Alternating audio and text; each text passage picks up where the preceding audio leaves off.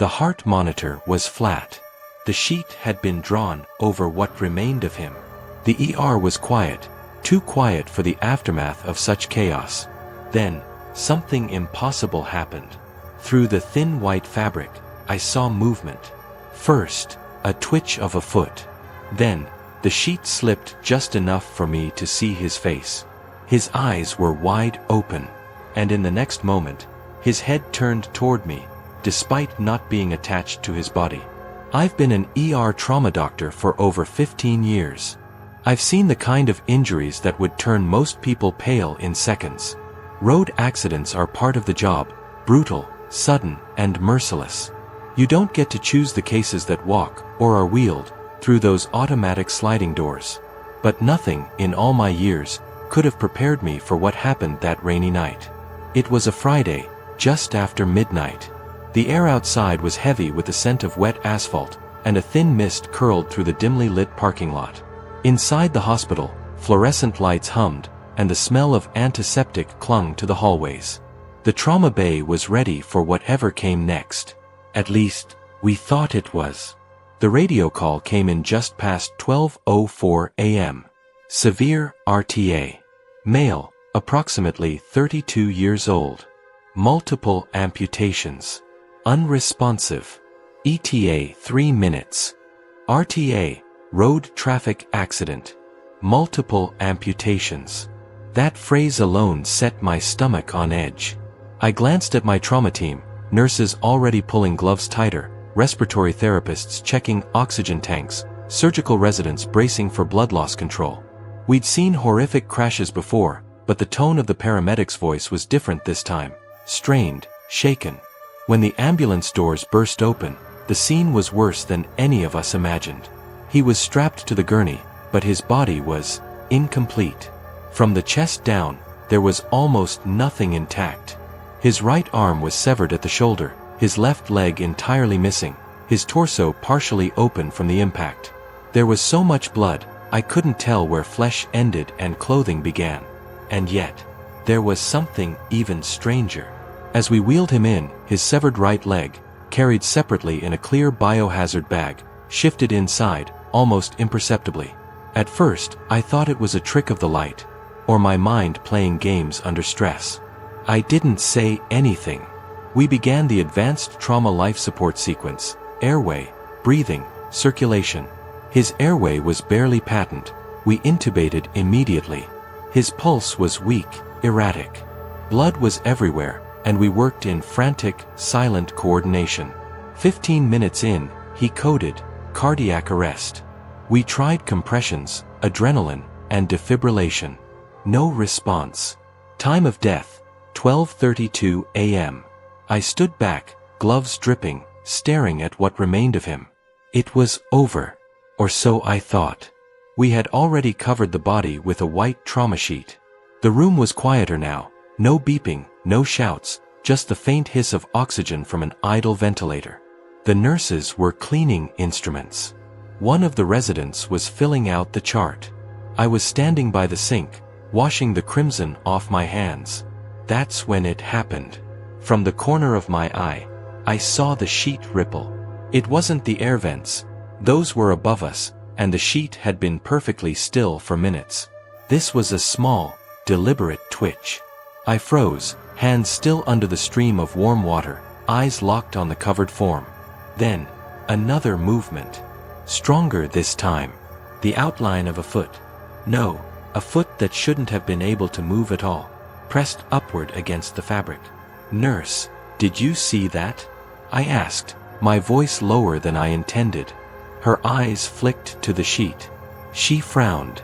Maybe muscle spasms, doc. Post-mortem reflexes. It happens. She was right. After death, nerves can fire briefly, causing small movements. But those spasms are quick, random. This was different. As we both watched, the sheet shifted again, this time over the upper chest. The outline of his head turned. Slowly, purposefully. That was when one of the interns dropped his pen. Doctor, he's looking at us." I pulled the sheet back, telling myself I was just confirming the obvious. But what I saw made my stomach clench. His head was turned toward me, eyes open, wide, unblinking, aware. And the impossible detail. His head wasn't fully attached. The neck had been nearly severed in the accident, skin and tissue barely holding it to the torso. As I stared, his lips moved. No sound came out, just the faint vibration of air escaping his slack airway tube.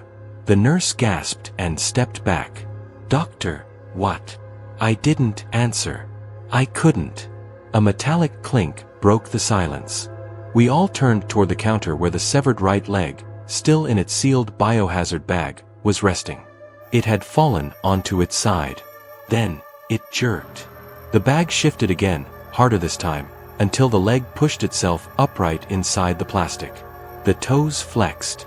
And then it kicked. The paramedic who brought the leg in swore under his breath. This is not possible. But the horror wasn't escalating. The head twisted further, eyes darting around the room, stopping briefly on each of us, as if choosing. Then, with a sickening rip, the remaining neck tissue tore, and the head rolled free from the torso onto the gurney. It didn't stop moving. It rolled off the bed, hitting the floor with a wet thud, and began to drag itself using its jaw and facial muscles toward the door. The right leg burst from the biohazard bag, hopping forward in jagged, uneven leaps. From the opposite side of the room, the left arm, placed on a surgical tray, slid off and began clawing across the floor. The torso itself arched upward, spilling tubes and blood, and dropped to the floor with a heavy slap before crawling in the opposite direction. "Security!" I shouted, but my voice cracked, half fear, half disbelief. The head reached the doorway first, bumping against the frame before turning sharply and vanishing into the hallway. The right leg followed, hopping violently like some grotesque animal. The torso headed toward the supply closet, knocking over 4 poles in its path. One of the nurses screamed and backed into the wall. The intern vomited into the sharps container. All I could think, irrationally, stupidly, was, "This isn't supposed to happen. This can't happen." But it was happening. I slammed my palm against the wall intercom. "This is Dr. Kessler in Trauma 1, initiate code black, full lockdown. We have a containment emergency." Containment. The word sounded absurd in my own mouth, like I was in some low-budget sci-fi movie. But when you've just watched a severed head roll out of your ER, absurd stops being a problem. A flat electronic tone blared through the speakers overhead, followed by a cold, mechanical voice. "Attention all staff. Code black. Secure all entrances and remain in place until further notice." Metal shutters began descending over certain doors. Security officers in Navy uniforms appeared at intersections, gripping radios and looking confused. They hadn't been told what we were locking down for. How could I even explain it? It didn't take long before the first calls started coming in over the security channel. "Dispatch, this is North Hall Nurse Station. I've got something on the floor heading toward pediatrics. Looks like, God, I don't know, like a leg." Security to the East Wing, we have what looks like an arm crawling along the hallway. Moving fast. Faster than it should. Maintenance to ER. One of the gurneys overturned in the main corridor. Blood trail leading toward the west elevators. I gripped my radio tighter. Some part of me wanted to tell them they were hallucinating, that this was just shock or misinterpretation. But I'd seen it with my own eyes. They patched the nearest cameras to the trauma bay monitor. I stood with the head of security, a stocky man named Alvarez, staring at grainy black and white images. Camera 14. A severed head rolling down the hallway, pausing briefly at intersections like it was deciding. Camera 22. The right leg hopping into a supply room, knocking over a crash cart, then re-emerging with a long 4-pole dragging behind it like a weapon. Camera 31. The torso crawling on elbows through the laundry chute hatch, vanishing into the darkness below. Alvarez looked at me, jaw tight.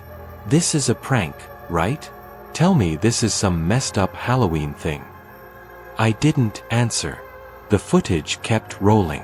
That's when I noticed something unsettling. The movements weren't random. The head was moving toward the ICU. The leg was heading toward the pediatric wing. The arm, last seen in camera 8, was dragging itself toward the pharmacy. They weren't just running away. They were going somewhere, each in a different direction. And they were avoiding security checkpoints. Deliberately. I grabbed a portable crash kit and followed Alvarez into the main hall. The air smelled of antiseptic and blood, mixed with something else, something metallic, like rust and ozone. From ahead, we heard it, the tap thump of the hopping leg. We rounded the corner, and there it was, a pale, blood-slicked limb, toes curled, calf muscles tensing before it launched into another violent hop. Alvarez lunged for it, but it pivoted mid-air, striking his shoulder hard enough to knock him sideways into the wall.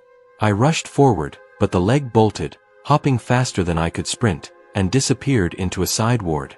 The overhead speakers crackled.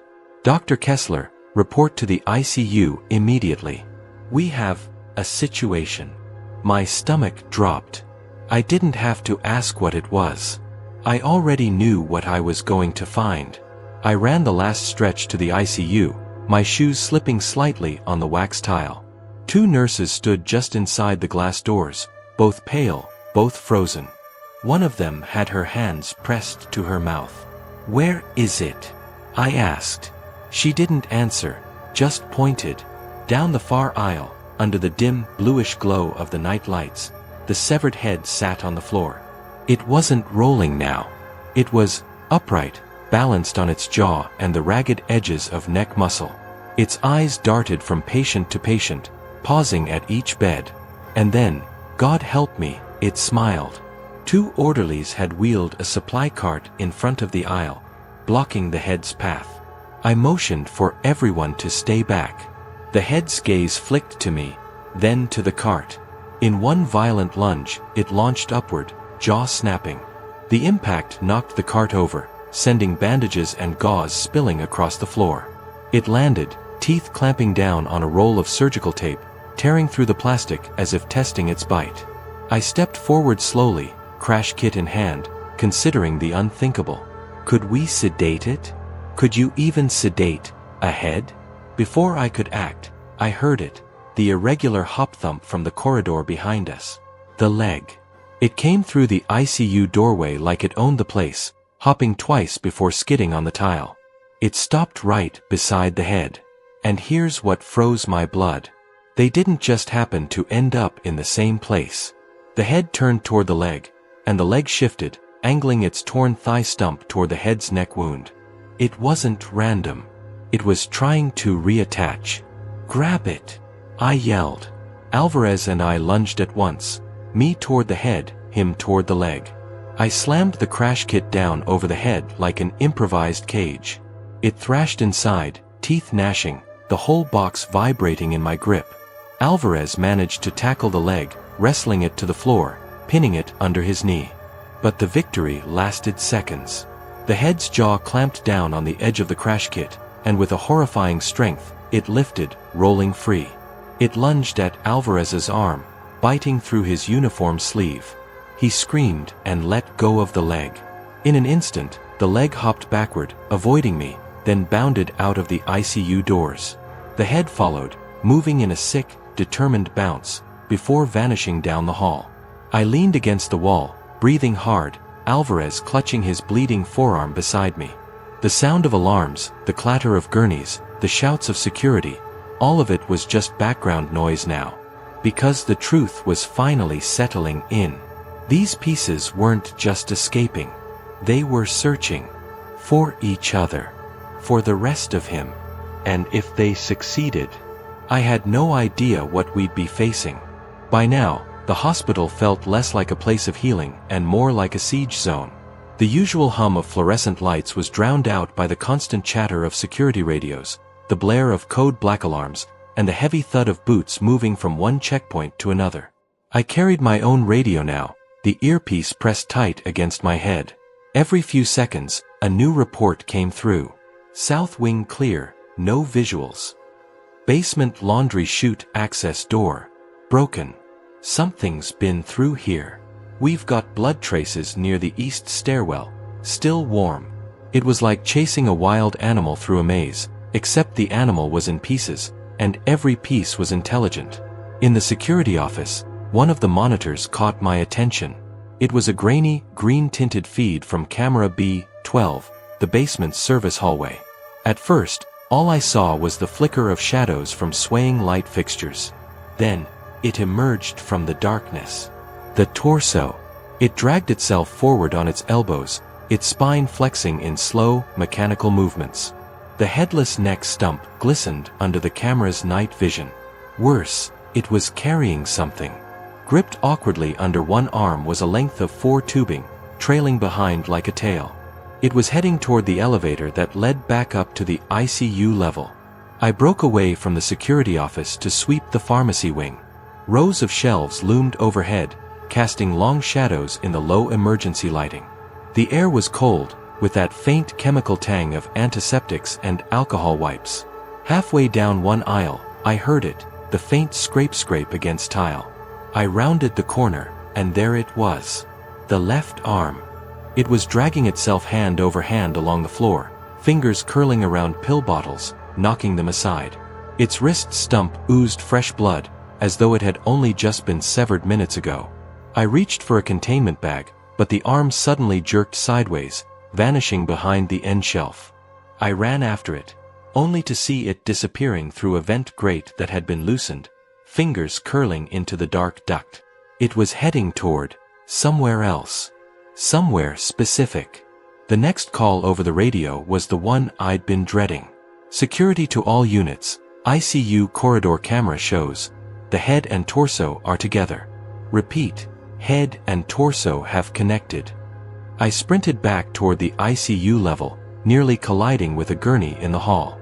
When I reached the corridor, 2 security officers were standing frozen, staring at the feed on their tablet. The image was shaky, but clear enough. The torso lay on its back, the head positioned at the top, jaw clenched tight. Then, in a single, horrifying movement, the neck muscles latched. The head jerked once, twice, then, smiled. And then, it stood up. It wasn't steady, not yet. The knees wobbled, the stance awkward. But it was walking. Head and torso, moving as one again. I felt my stomach twist.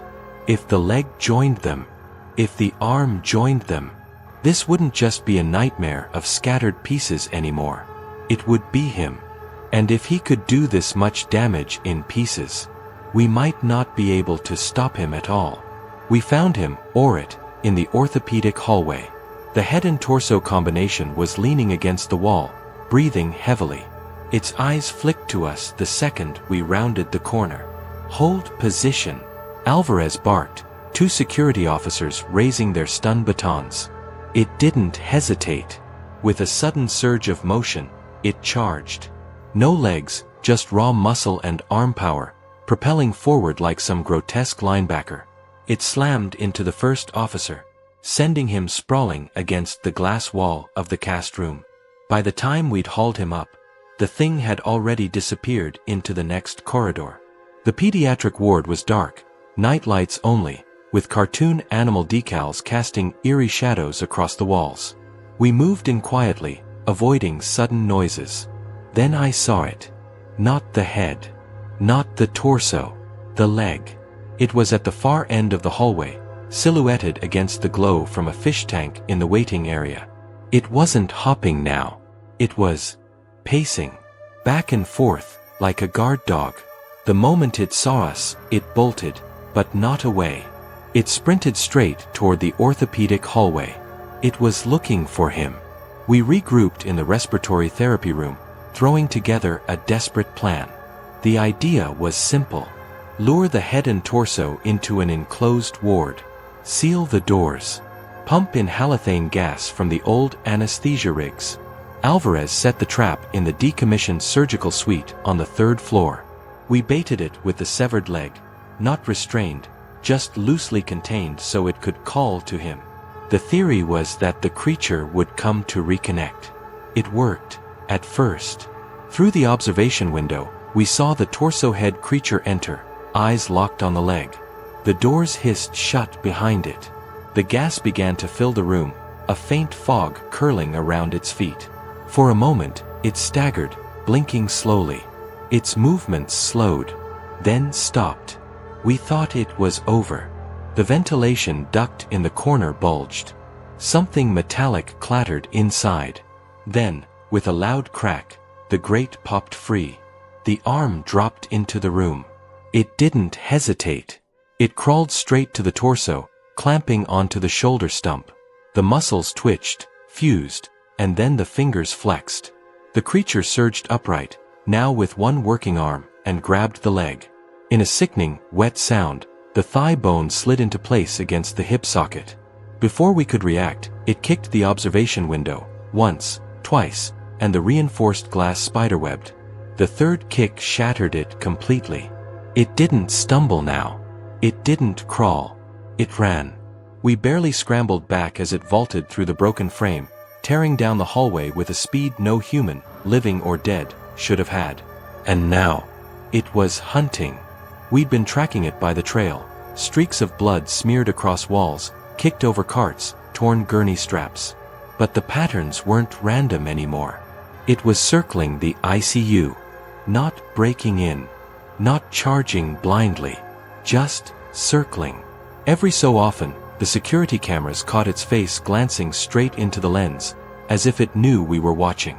Then the overhead announcement came. Dr. Kessler, report to the ICU immediately. My stomach turned. It wasn't the staff calling me. It was using the intercom system. Alvarez made the call, clear the east wing, get non-critical patients moved to the west side of the hospital. The PA echoed, code orange. Code orange. All non-essential staff evacuate the east wing immediately. The hallways became chaotic. Nurses wheeled beds as quickly as they dared, for bags swaying. Family members clung to their loved ones, eyes wide, asking what was going on. We didn't tell them. What could we possibly say? That a half-rebuilt corpse was hunting the halls? I caught up to it near Stairwell C, a dim concrete shaft that smelled faintly of damp and disinfectant. The sound echoed strangely here, making it hard to pinpoint. Then I saw it. It was standing 2 flights down, staring up at me through the rail gaps. One arm hung loose at its side, but the other gripped the railing. Its chest rose and fell slowly, deliberately. Kessler. The sound was broken, guttural, but unmistakable. It said my name.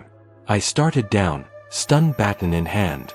It didn't move until I was 1 flight above. Then it lunged upward. The speed was impossible, a blur of pale flesh and scarlet. I swung, but it caught the baton in its left hand and twisted, wrenching it from my grip. Its other hand shot out, fingers curling into my coat, yanking me forward so hard my knees hit the steps. The smell of blood and rot filled my nose. I shoved it back with everything I had, breaking free, and it toppled down the flight, but landed in a crouch, like a predator. Before I could move again, it bolted down into the sublevel. Back in the security hub, we laid out the facts. Head attached. 1 arm attached. 1 leg attached. Torso intact. Only the left leg remained unclaimed. And here's the problem, we knew exactly where it was. The leg was in cold storage, 2 floors below. If it got there before we stopped it, we wouldn't be dealing with pieces anymore. We'd be dealing with him. We took the service elevator 2 floors down, past the point where patient wards ended and the sterile morgue corridors began. The air here was cold enough to sting your lungs. The walls were painted an ugly pale green, the kind you see in places where comfort isn't a priority. Our boots echoed. Alvarez whispered, "It's here. I can feel it." I wanted to tell him that it was just paranoia, but my throat was too dry. We swiped the access card and pushed open the door. The room was lined with steel refrigeration drawers, each with a small white label. Condensation beaded on the metal. The lights overhead buzzed, one flickered irregularly, making the shadows twitch across the floor. Drawer 16. That's where the left leg was. I slid it out slowly. The bag inside was transparent. Through it, I saw pale skin, faint surgical sutures, and the unmistakable outline of a human foot. A noise interrupted, not footsteps exactly. More like a slap, drag, slap, drag. It came from the hall outside. Alvarez tensed. It's coming. I shoved the drawer back in, but the light above us chose that moment to flicker wildly, plunging the room into stuttering bursts of darkness and white glare. Each flash showed the hallway door slightly more open, until, finally, it was fully ajar. It stepped into the morgue, its head tilting slightly toward the drawer we'd just touched. The smell hit me first, sharp, metallic blood mixed with something sour. Then it dropped to one knee, reaching toward the steel drawer like a man unwrapping a present. Alvarez raised his gun. "Don't," I started, but too late. The shot rang out, deafening in the enclosed space. The creature staggered, but didn't fall. Instead, it tore the drawer open, yanked the bag free, and ripped it apart with its teeth. The leg twitched before it even touched the stump. Muscles writhed like snakes under the skin, pulling it into place. The sound, God, the sound, was like raw meat slapped onto a butcher's block. A wet pop, then a twisting grind as the bone aligned. And then, it stood. Whole. The morgue door slammed shut on its own. The latch clicked. We were trapped. The thing looked at us, flexing its newly reattached limb, and grinned. Its teeth were the same as when it had been alive, but somehow sharper. Now. We're finished. It moved before I could even blink, 1 second at the far end of the room, the next in my face. I felt a rush of cold air as its hand swiped past my throat, missing by an inch. The clang of metal echoed as Alvarez slammed the drawer shut on its arm. It didn't scream, just yanked its arm back with a wet tearing sound and smiled. We ducked between the refrigeration units, using the narrow spaces like cover. The air smelled of disinfectant and something far more rotten now. The thing's shadow slid across the floor before we saw its body. It wasn't walking. It was crawling across the tops of the drawers, like some nightmare animal, its head swiveling at impossible angles. I grabbed the nearest thing I could, a long embalming trocar, sharp and slender. Alvarez found a bone saw. We waited for it to come closer. When it did, Alvarez swung first. The saw connected with its shoulder, biting into flesh. But instead of blood, a thick, dark fluid oozed out, steaming in the cold air. It grabbed the saw, yanked it free, and used it against us. Now we were the ones dodging. I made for the door, trying the handle. Locked. Still. I slammed the emergency release. Nothing. The backup power for the lock was fried. The thing must have been done on purpose. Before I could react, it slammed into me, throwing me into a steel drawer so hard my vision went white. I felt the cold metal against the back of my skull and realized I was bleeding. Alvarez yelled, but the sound cut off with a strangled gasp. I turned just in time to see the creature's hand inside his chest cavity, fingers curling like it was looking for something. Blood bubbled in Alvarez's mouth as the thing held him like a broken doll. His eyes locked on mine, wide, terrified, but still, human. "Don't let it take me," he whispered. Then it ripped something free from his chest, and he stopped moving. That wet tearing sound will stay with me until I die. I stumbled backward, scanning the shelves until my hand closed on a gallon of formaldehyde. Another was labeled phenol. And there, a bottle of hydrochloric acid for cleaning stubborn stains from steel surfaces. I hurled the formaldehyde first. It shattered across the floor, releasing a chemical sting so strong it made my eyes water. The creature hissed, actually hissed, and jerked back, its skin blistering where the liquid touched. I grabbed a box of ethanol wipes, stuffed them into a tray, and doused them with more phenol. My lighter flared. For once, my chain-smoking habit paid off. The flame caught fast. I swung the burning tray toward it like a shield. The smell of scorched meat and chemicals mixed into something unholy as the fire licked its face. It screamed then, a shrill, bone-piercing sound, and bolted toward the back of the room. I knew that back door led to the service elevator, the only other way out. I ran after it, not because I wanted to chase it, but because if it took that elevator, I'd be trapped here forever. The narrow corridor beyond the morgue felt even colder. The hum of the elevator motor was the only sound. I turned the corner, just in time to see the doors sliding shut. It was inside, and Alvarez's body was slumped in the corner, moving, but not like a living man. The elevator doors clanged shut just as I lunged to stop them.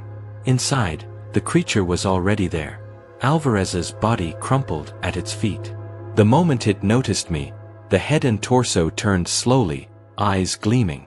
Alvarez's arm twitched violently, then jerked upward, as though guided by the thing. I realized with horror, it wasn't dead. It had become part of it. I tried the buttons, frantically slamming them to stop the descent. The car shuddered as the emergency brake engaged, and then failed. The creature lunged, hand outstretched, fingers curling like steel hooks. I swung a nearby 4-pole, hitting it in the shoulder. It grunted, staggered, then grabbed the pole, snapping it in half like dry wood. Alvarez, or what remained of him, moaned through the thing's body, a sound that froze me to the core. The elevator plummeted suddenly, metal shrieking against the shaft. I hit the wall hard, knocking the wind out of me. The creature lunged again, and I barely rolled aside. The car crashed through the lower floors, jolting violently. Lights flickered, sparks flew, and the smell of burning insulation mixed with blood and chemicals. With a final, deafening crash, the elevator tore through the sub-basement floor and slammed into the concrete below. I lay dazed, coughing, and saw the elevator door tear open. The creature emerged, dragging the newly reanimated Alvarez behind it like a grotesque puppet. It moved fast, faster than any human should, limbs jerking in ways that defied anatomy. Its eyes, those wide, unblinking eyes, scanned the darkness, searching, hunting. I had no choice. I had to run. But the sub-basement was a labyrinth, storage racks, utility pipes, and broken lighting. Every shadow felt alive. I stumbled through the sub-basement corridors, the smell of mold and rust filling my nostrils. Broken fluorescent tubes flickered overhead, casting long, twitching shadows. Every step echoed like thunder. Behind me, that unmistakable sound, wet, dragging, deliberate. The creature. It moved with impossible speed, weaving around storage racks, leaping over fallen pipes, its eyes locked on me. I grabbed a length of chain from a utility hook and swung it around a support beam, creating a tripline. I knocked over a stack of metal buckets to create noise and disorientation. For a second, it hesitated, a momentary flicker of recognition. But then it pushed forward. The chemical spill I had knocked over earlier, some leftover formaldehyde, splashed at its feet. It hissed, recoiling slightly, but kept moving. I realized that even if we slowed down, we couldn't stop for long. A dangling wire overhead sparked as it brushed past a pipe. I grabbed it, yanking it toward the creature. Electricity arced through the damp concrete floor, making it scream and thrash violently. It staggered back, and I saw, just for a split second, that it was vulnerable. But there was no time to think. Through the darkness, I saw it, the other leg. It lay near an overturned storage cabinet, pale, twitching slightly as if sensing its missing body. I knew what was coming. The creature would find it, and then it would be complete. All of it. I clenched my makeshift weapons, my heart hammering. Every instinct screamed, I had to reach it first. The thing's guttural growl echoed through the sub-basement, closer and closer. I bolted down the narrow corridor, dragging my makeshift chain trap behind me. Sparks from hanging wires showered the concrete floor as I ducked under pipes. The other leg lay just ahead, pale and twitching, illuminated by the faint glow of a single emergency light. Behind me, wet, scraping footsteps. The creature was hunting, instinctively sensing the last piece. It moved like a predator, head swiveling, arm flexing unnaturally, torso jerking in violent bursts. It sniffed the air, twisting in impossible angles. Every so often, it leapt, barely touching the ground before latching onto a railing or dangling pipe. Its growl vibrated through the concrete floor, each step a warning. I realized with terror, it would stop at nothing to reassemble fully. I dropped the chain across its path. The chain caught its ankle, it yelped and twisted violently. I grabbed a chemical bottle, swinging it toward its face. It hissed, recoiled, and lunged. Electrical wires overhead sparked again. I yanked one free, bringing the live cable down toward the creature. The sparks arced across its body, sizzling as it screeched. For a split second, it faltered, the closest I've ever seen it to defeat. The other leg twitched once. Then, twice. The creature's eyes locked onto it. Its remaining arm shot forward, fingers curling like a claw, inches from the leg. Time slowed. Everything, the dripping pipes, the flickering lights, the echoing screeches, focused on this single moment. It was almost complete. The creature was almost whole again. I lunged, my chain wrapped around its neck-torso junction.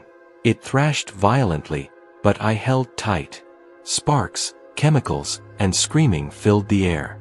The moment of assembly, a heartbeat away, hung suspended like a nightmare in slow motion. The chain dug into my hands, sparks flying as it scraped against the concrete floor. The creature thrashed violently, teeth snapping, fingers clawing.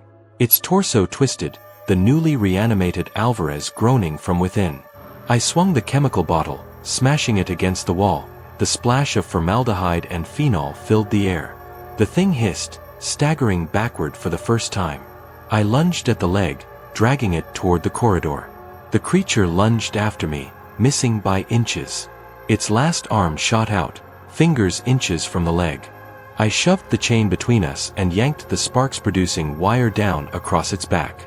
A final high-pitched shriek echoed through the sub-basement as it stumbled, staggering backward into a pile of overturned shelves. For a moment, everything froze. Then it collapsed, twitching, half-burned, half-drenched in chemicals. It wasn't whole. It wasn't alive.